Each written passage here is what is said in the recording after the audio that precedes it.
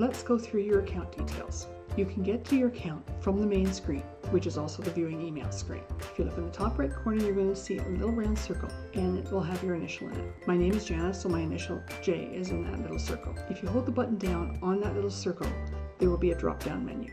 It starts with account settings and goes all the way down to your affiliate link. If you start at the top, it's all on one screen, so you can scroll your way down, or if you need to get access to one specific part, just click on that. Depends on what your needs are. Let's start with account. These are your account details. So the first thing you're going to enter is your email that you want associated with your Flodesk account and your full name. You also get to choose your time zone, so Flodesk knows where in the world you are.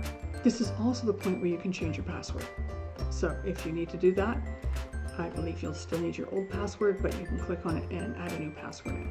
The next section has to do with sending addresses. So this is where you decide what email you're going to use for your subscribers. You actually get to enter two. So you enter your name and you enter the email provider. Now, this is the name that it's going to come from. So you want to make sure that this is what you want. The name you enter is the name that is going to be the sender of the email.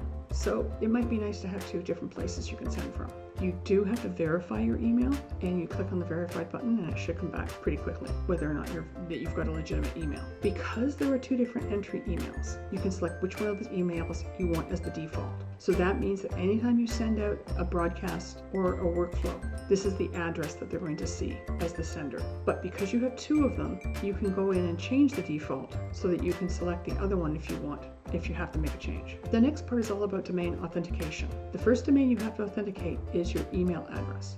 So mine is gmail.com. So I've entered that, and then you click to authenticate it. The second domain is your website, and Flodesk requires that you enter 3 different keys into your service provider called CNAME keys. These are not fun to find. I use cPanel, and unfortunately the directions that my service provider had in their help files were very unhelpful. I ended up having to contact them through chat, and we figured out how to put them in. So you may have to do that if you have an issue with cPanel. It's not the most friendly thing in the world. Here comes the more important section, your brand details.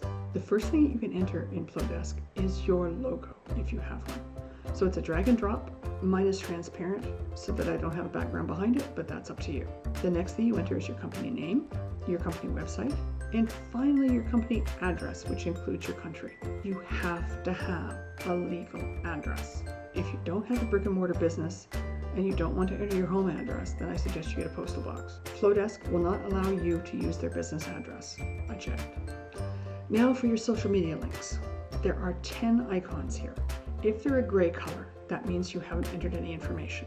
If they're blue, you have. So in order to set up your different accounts, you just click on one of the grayed out icons and you type in your details. If you need to change one of your entries, just click on it again and re-enter your data with the new information, and it will save. Now you can connect directly to your Instagram feed, and that's what the next section's for.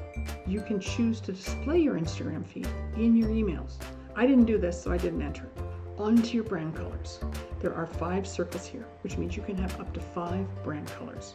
Click in a circle, enter the hexadecimal code, and save it.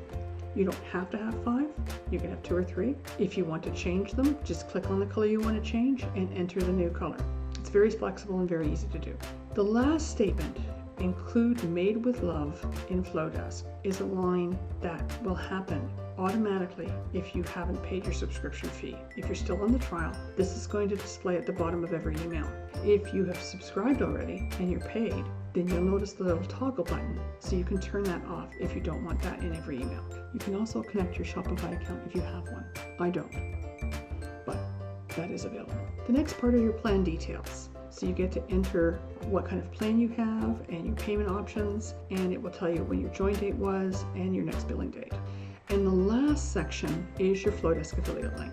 So they provide you with a link, as you can see in that gray box. You can copy it and use it. But I discovered by accident that I can change my link name. So as you can see, my link is actually Computer Corner. So if you decide to go with Flodesk, I would strongly suggest that you change your link so it's more unique. I think the other is just an alphanumeric code, which is very annoying. At least this way people know it's your link. You can also share it in either Facebook, Pinterest, Twitter, or LinkedIn. And the bottom part will tell you how many people have used purchased your affiliate link. You won't get any credit or earnings until they've actually paid for a membership. So as you can see here, I've had 4 people use my affiliate link, but only 1 has purchased a membership. And the last thing you enter is your PayPal address so that you get credited for any affiliates that you get. All right, that's the end of this video. I hope it was helpful, and I'll see you in the next one.